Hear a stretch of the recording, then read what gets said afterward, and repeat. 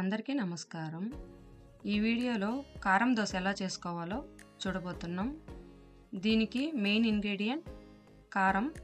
ఎలా చేసుకోవాలో చూద్దాం. దీనికి కావాల్సిన పదార్థాలు: ముందుగా 10 ఎండుమిరపకాయలను వేడి నీటిలో నానబెట్టుకోవాలి. ఒక మీడియం సైజ్ ఎర్రగడ్డ, 4 మీడియం సైజ్ టమాటాలు తీసుకుని చిన్న ముక్కలుగా కట్ చేసుకొని మిక్సీ జార్లో వేసుకోవాలి.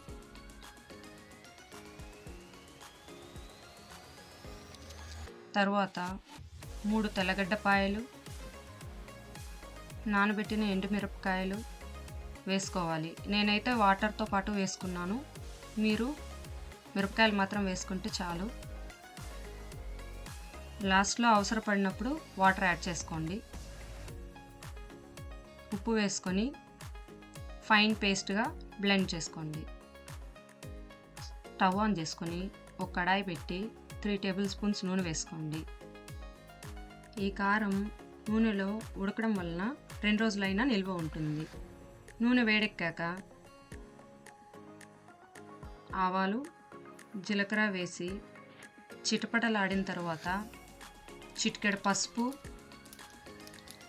చిటికెడు ఇంగువ, కొంచెం కరివేపాకు వేసి వేగాక స్టవ్ సిమ్లో పెట్టుకొని మిక్సీ చేసుకున్న పేస్ట్ని వేసుకోవాలి.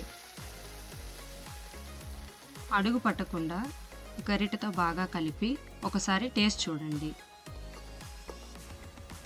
ఉడకడానికి తగినన్ని నీళ్లు పోసుకొని రుచికి సరిపడా ఉప్పు వేసుకొని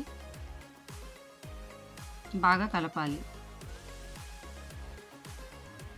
ఈ విధంగా ఉడుకుతున్నప్పుడు స్టవ్ పై పడకుండా ఉండడానికి మూత వేసుకొని కుక్ చేసుకోవాలి. అప్పుడప్పుడు మూత తీసి మాడకుండా కలుపుతూ ఉండాలి. ఈ విధంగా నూనె పైకి తేలగానే కారంను ఒక గిన్నెలోకి తీసి పెట్టుకోవాలి.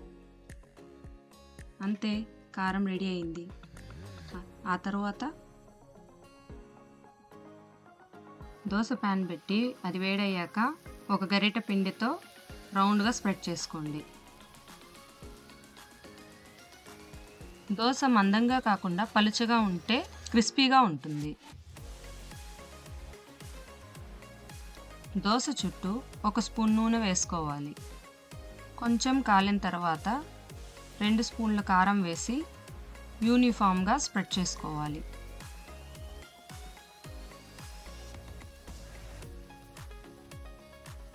దోశ కమ్మగా రావాలంటే 1 స్పూన్ నెయ్యి వేసుకొని ఈవెన్గా స్ప్రెడ్ చేసుకోవచ్చు. ఇది కంపల్సరీ కాదండి, ఇది ఆప్షనల్.